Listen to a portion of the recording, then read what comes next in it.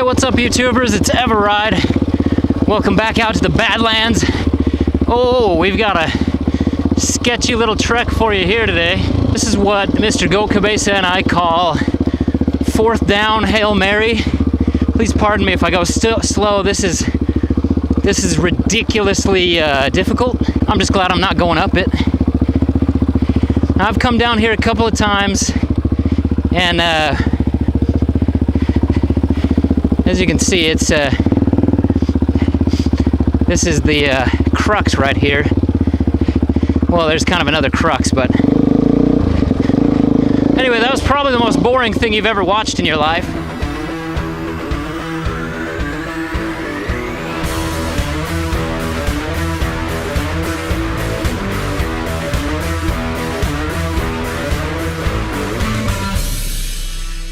Let's do a little good in the world and pick up this beer can over here. Once again, no matter where you go, how far out in the desert you are, you'll always find trash, but you can always pick it up.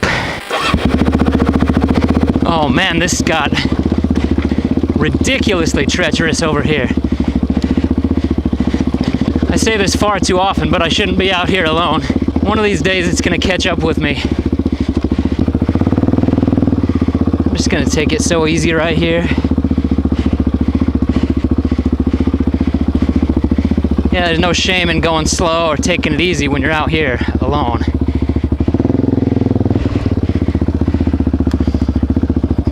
That actually happens to be what I want to talk about today, is riding your own ride, right?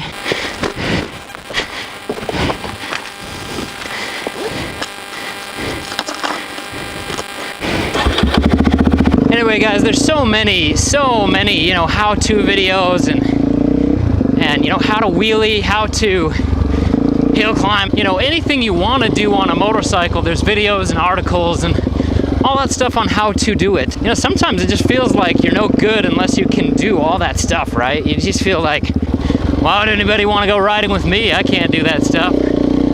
I'm not good at whoops or doing wheelies or all that stuff.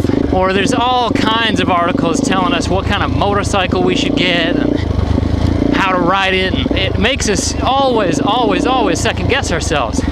Always second guess our choices in what we enjoy doing and how we enjoy doing it, you know what I mean?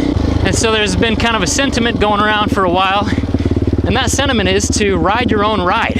Do the type of riding that makes you happy, that puts a smile on your face. And it doesn't have to be, you know, flat out crazy, insane wheelie time all the time. If that's your thing, then awesome. You know, if you're a new rider especially, and you feel intimidated when you watch, you know, the Garden Snake or Kalani do some awesome wheelies, or, you know, gosh, when all of us feel just totally like, oh my gosh, I'm not a good rider, whenever we watch Moto Trippin' or Secret Garden Project, just remember, ride your ride and have fun. The worst thing about riding, or the worst thing that I think that could happen with riding, is to turn it into some kind of crazy competition where we're always like, I gotta be faster, I gotta look super awesome on YouTube, you know, I gotta be able to do super long wheelies or else nobody's gonna like my stuff. Now, it's not saying that wheelies aren't fun and you shouldn't work on them or whatever, but, you know, just ride your own ride. Now, to bring this thing home, why not be our own bee? Why not live the lives that we want to live? And just like motorcycling, there's always an article on how we can be a better parent, what we're doing wrong, how we're ruining our kids, how everybody's a thug now. Is that good for us to always be reading that stuff, always second guessing ourselves? I don't know, man. But just like in motorcycling, in life, there's all these opportunities to listen and to grow and improve, and it's not a bad thing to try to improve. But if you think about it, man, if it's bringing you down and making you feel like less of a person, then put it away. Hang it up, you know? You don't need that in your life.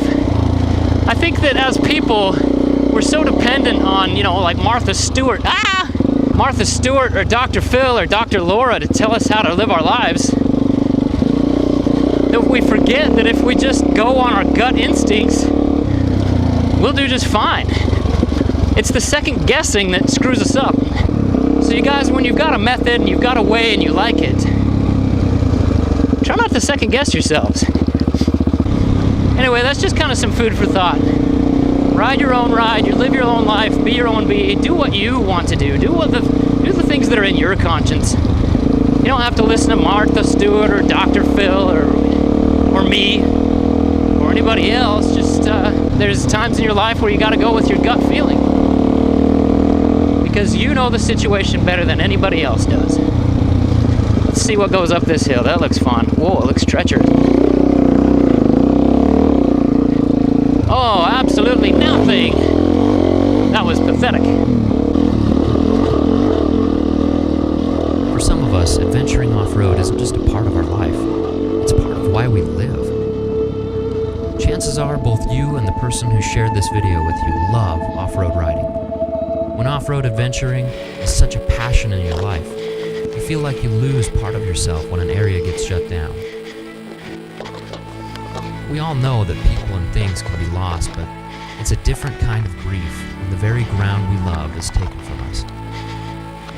I want to tell you about a particularly amazing place known as the Proving Grounds. Man, if I ever get pulled over like this, I'm screwed. Expanse of awesomeness, my friends and I came upon a huge trash pile. It was heart-wrenching. And to some extent, we've all experienced this.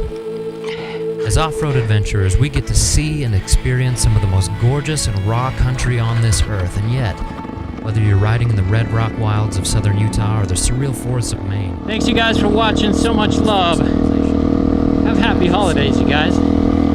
From my Badlands to yours, eveRide out.